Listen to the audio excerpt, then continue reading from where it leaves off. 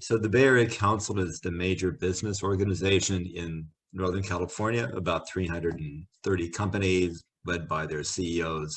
So it's a public policy advocacy group led by the business community.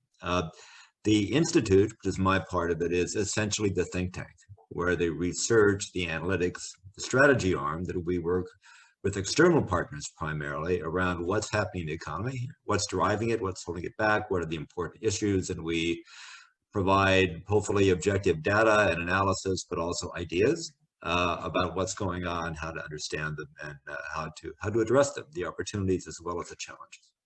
Okay, being involved in public-private partnership of the world's 18th largest GDP region, how is the Institute helping local businesses, employees, and community at large? How do you get involved with the community at large?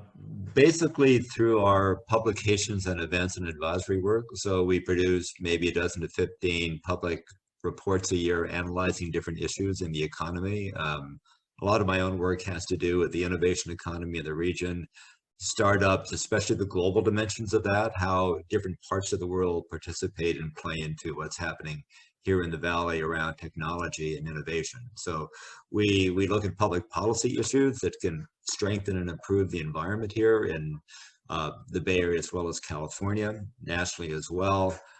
We provide platforms and venues that enable companies and technologists, startups and others to get together around what we and they think are some of the key issues.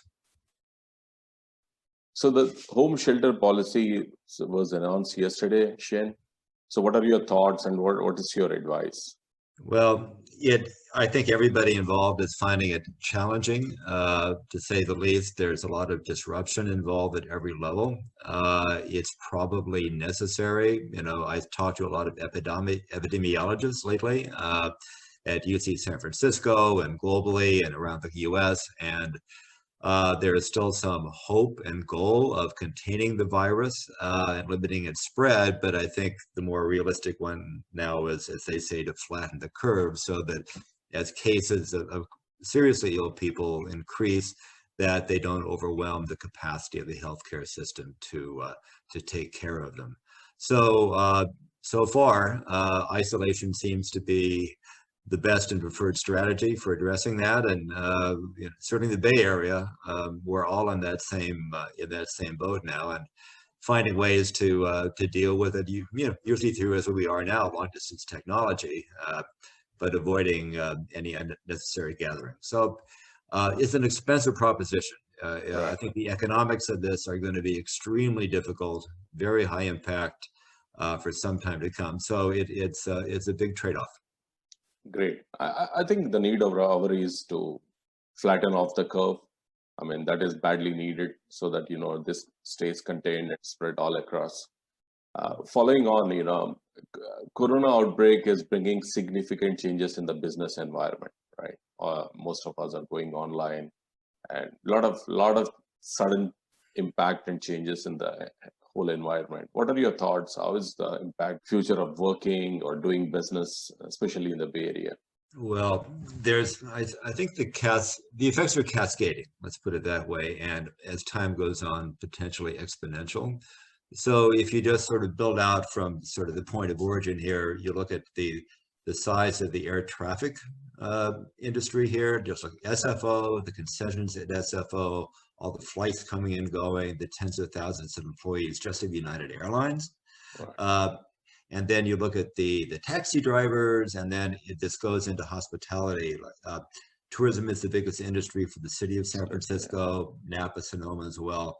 The hotels, all the service people, the people in the bars, the restaurants, the large conferences, like every major tech conference in Northern California is canceled. So those effects really spread very, very widely. And then now we're into a much larger set of industries where essentially everything is closed. So I think the concern there is that the large tech companies and the larger companies in general have enough cash to get through all of this, but a lot of the younger, the smaller companies that operate closer to the margins may not have the cash resources to ride it through the same way the big ones do. And so if they close or cut back, and we reopen in 2 or 4 or 6 or 8 weeks, we don't know, Right. will they reopen?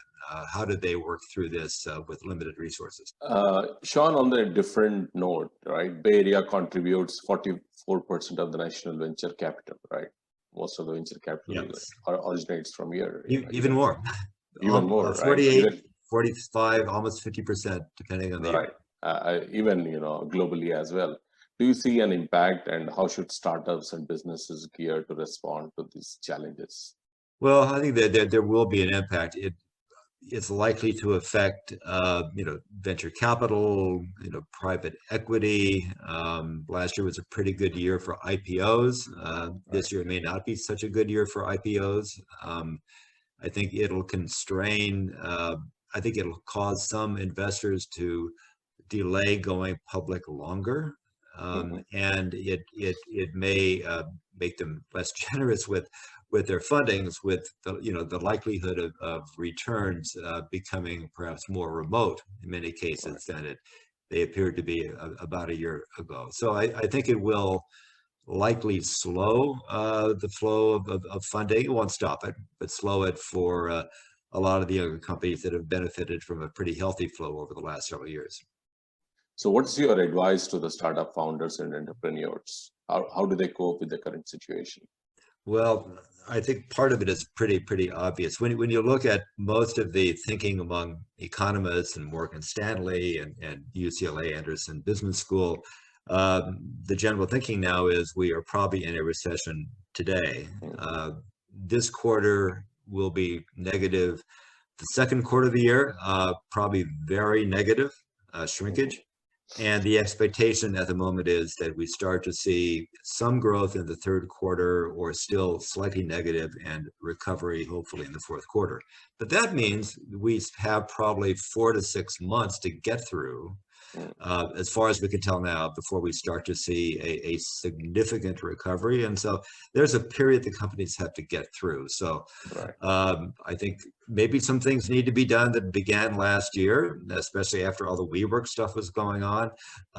Conserve your cash, drag it out as long as you can. I think some smaller companies may need to draw on lines of credit. But minimize expenses and draw out your cash flow. Right. So we spoke a lot about challenges, right? Let's look at the positive side of it. So what do you see are the opportunities that are coming out of all this situation? Well, I'm seeing a few for sure on the tech side. We're seeing it right now with what we're doing, that a lot of the sort of technology available that's enabling distance learning by universities, this kind of electronic interface. I think those are being leaned on so heavily now that even after the situation ends with the virus, I think a lot of that will probably stick. And so I think remote conferencing is a strong opportunity. I think the other one is around health tech. And that really sort of pops out quite a bit if you look at things like everything in digital health. So the applications of AI and big data and the ability to sort of analyze epidemics, and you need the big data to do that. Disease testing. Some of our Bay Area companies are in the forefront right now of the effort to develop vaccines. So I think a lot of that is an opportunity. And also, I think we're going to see more investment by government at all levels: national government, global, state government, even local governments, as well as philanthropy in all kinds of health tech. So I think this is really maybe an important moment for younger health tech companies to be stepping up. Right. Do you also see some regulations changing? Like, what are the changes that are needed to make things happen faster? I do think you're right. If you look at the state government, where state of California, over the last few years, actually funding has fallen for public health, and it's also fallen at the federal level. The White House cut its budget for this kind of thing, and I think now we're seeing what the implications are of that. So I think it's pretty predictable that I think we'll be seeing ourselves now in a global environment Right. where pandemics are possible, and they will happen, and we need a greater level of preparedness, capacity to deal with them. So I think we're going to see those budgets coming up, and a greater governmental emphasis at all levels on public health. Great. Shang, this webinar is live and we are being watched on numerous channels, be it YouTube, LinkedIn, and all. And this would stay recorded, and a lot of people will be watching this, when they wake up in different parts of the world. Especially for the Bay Area community, what is your message on Well, I behalf think of the there institute? are one or two things that I think really pop out from this. One is this really is a global community. We doesn't matter what country we're in, we're sort of all in this together, and we're going to need better global mechanisms to coordinate, across many different countries. And I think this is really a sign that we shouldn't be sitting in our own countries trying to solve everything within our borders. We're all in this together. We need new and better governance globally. And I think here in the Bay Area, it's really, I think liquidity is going to be important for smaller companies to help them get through all of this. I think there are certain opportunities, as we were just saying, for technology, especially in health tech. But in the meantime, the big priority is on, as we're saying, flattening the curve, people sort of isolating themselves as far as they reasonably can, and just accelerating the point we get through this, because I think the biggest impacts will be the longer it goes on. The impacts become more exponential if it goes from 2 to 4 to 6 to 8 or 12 weeks. The quicker we can get through this, I think the more we're going to minimize the negative impacts on the economy and get back to business. Right. Thanks, Shane, for your time, and I highly appreciate your thoughts. Very insightful and informative. I think the biggest challenge for all of us is to flatten the curve, and especially for entrepreneurs, founders, startups. It is a challenging time, but we will get over with it, and it will also unfold a lot of opportunity.